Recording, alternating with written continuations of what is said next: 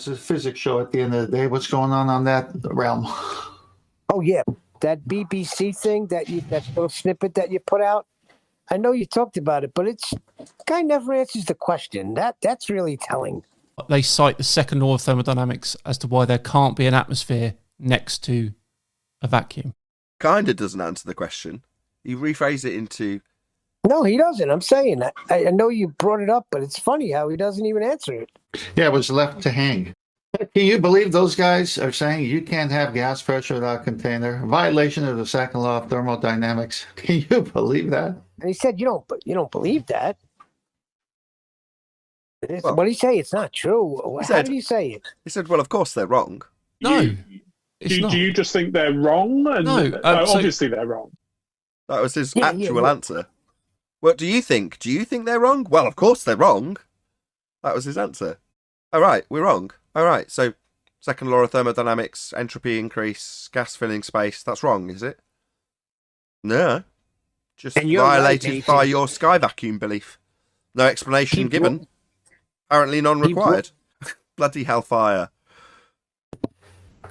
Well, you sound like you stopped talking.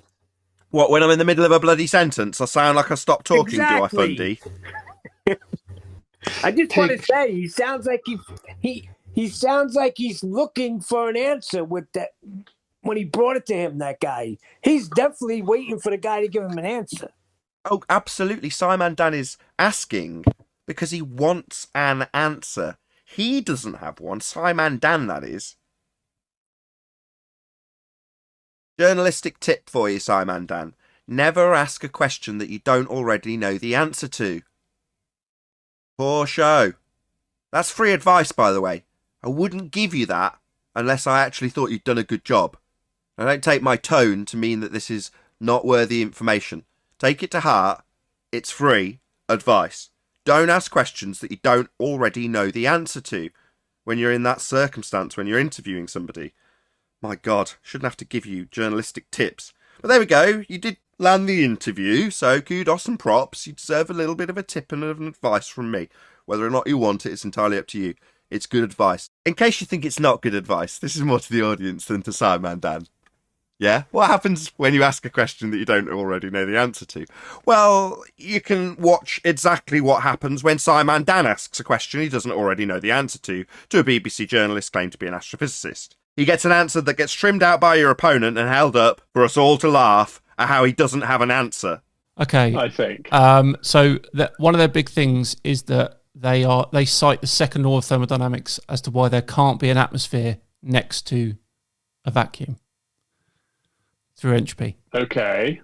I mean, obviously they don't... Because magic pseudo-physics reasons. Exactly, yeah. It should be sucked off the planet. They're using aspects of what they consider common sense, yeah. Right? The universe doesn't care two figs for our notion of common sense. They cite the second law of thermodynamics as to why there can't be an atmosphere next to a vacuum.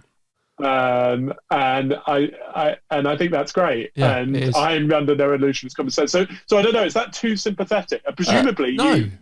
Do you just think they're wrong? And no, obviously they're wrong. So if you don't have an answer, Dan, what would make you think that the physicist would have one? You'd just have it at a pinch, right? But you're asking because you want to know, because it's obviously troubling for you. You didn't give him any alternative answer, now did you? In the midst of the, well, do you think they're wrong? You gave a kind of, yes, well, no. Well, he said, well, obviously they're wrong.